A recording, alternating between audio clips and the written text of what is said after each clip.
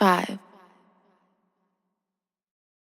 What's going on, everybody? This is your boy 5-Piece, producer and engineer extraordinaire, and today I'm checking in with you with a commonly asked question/request, which is how to get more from your 808s and how to get them to stand out in your mix.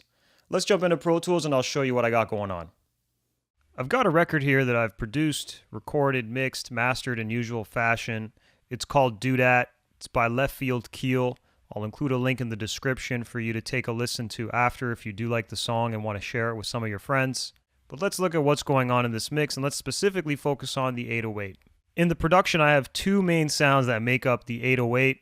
The dry 808 itself, which sounds like this. I'll play just a moment of it.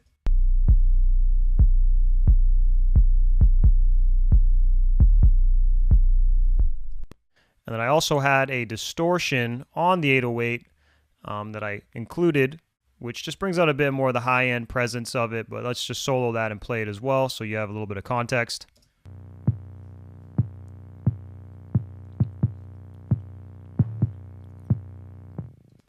And then when I combine them together, this is the sound that I'm essentially starting with.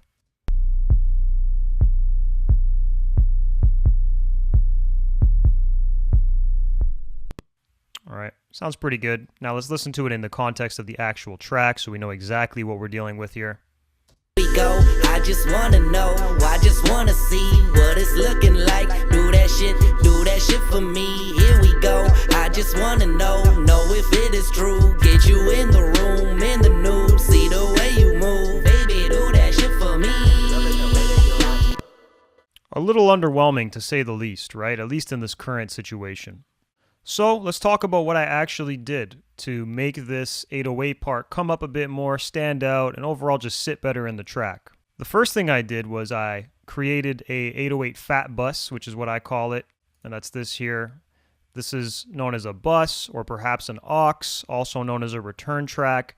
This is essentially somewhere that I'm going to send the 808 signal separately from the track that it currently lives on. In this case, I'm sending the dry 808 via the 808 phat bus, which ends up over here, and it goes through this chain of processing, and I could control the volume separately here. Now on this specific bus, it's focused mostly on distortion and adding some more harmonic content to the dry 808 sound. Even though I have that here already on the second audio track, I still wanted to get a little more juice out of this sound, and it all starts with a lo-fi or a lo-fi. This is essentially a distortion plugin that comes with Pro Tools that allows you to do a lot of really cool stuff to your audio. And in this case, I'm cranking the distortion all the way up to essentially the max, which is 11. And then I'm saturating it as well up to 9.3.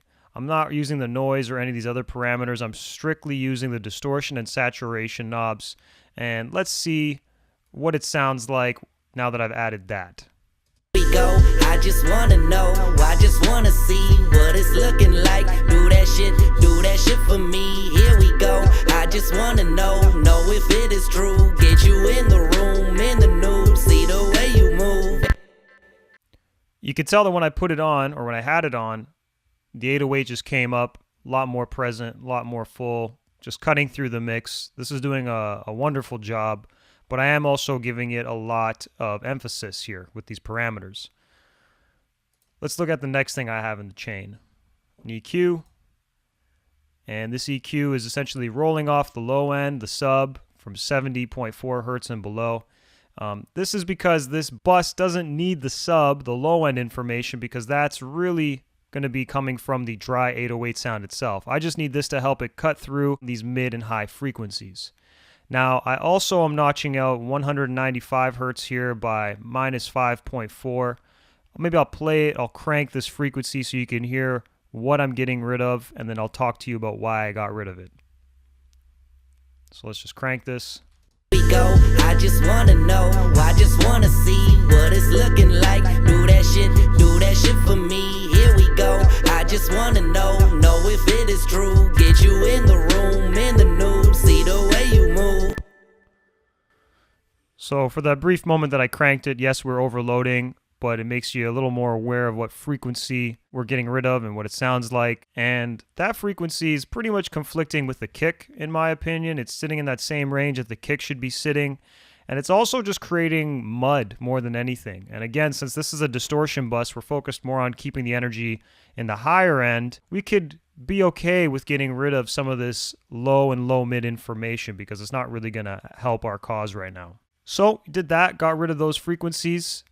And the final step in the chain is just some compression, and specifically some sidechain compression. So I have the kick drum here triggering this compressor. This is almost just some maintenance stuff, making sure that the sound that we've just created, this distortion bus, doesn't get in the way of our kick and doesn't muddy up the mix. We still want that kick to be clear and come out on top of the 808.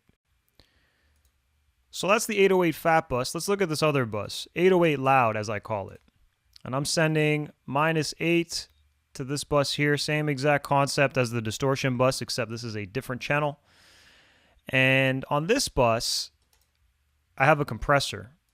And this compressor is pretty much crushing the 808, which is really just causing, I guess, the first transient of the 808 to come down and not be as loud and in your face, and overall just squashing the dynamics of the 808 as a whole. Now, if you pay attention when I play this, you'll notice that I'm really squashing a lot. I'm getting about -12 dB in gain reduction. So obviously I'm adding that gain back. So if we just solo this bus for a sec, let's see what it sounds like.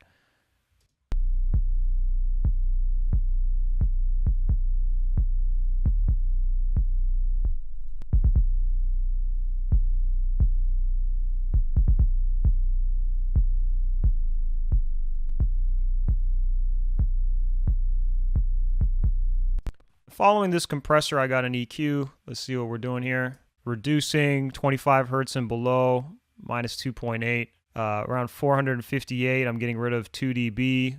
Just kind of working in that muddy region because somewhere between that 250 to 500 can be muddy depending on what tracks you're dealing with. And I'm boosting about 2 dB of 16. So just adding a little bit of air and high-end energy to this track. So let's see what it sounds like without the EQ and with it.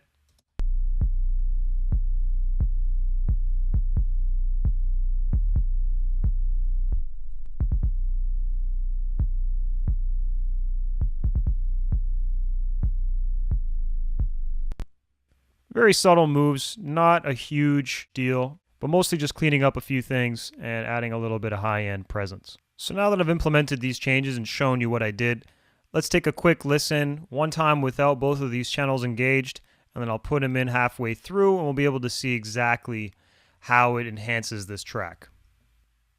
So without. We go, I just wanna know, I just wanna see what it's looking like. Do that shit for me. Here we go, I just wanna know if it is true. Get you in the room, in the nude, see the way you move. Baby, do that shit for me.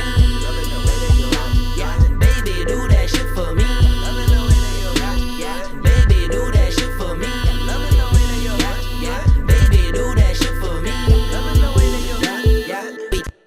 You could tell that the 808 just came up a lot more full, a lot more present, cuts through the mix, and overall I'm very content with how this panned out. And as you can see, I'm using stock plugins here. So this is stuff, you know, whether you're using Pro Tools or maybe Logic or something else, this is not a Pro Tools specific thing. This is something that you can make happen in your setup with the very basic tools. Thanks for watching, guys. If you got some value out of this tutorial, please share it with your friends, your producer, artist, engineer friends, anyone that you think would benefit from this information.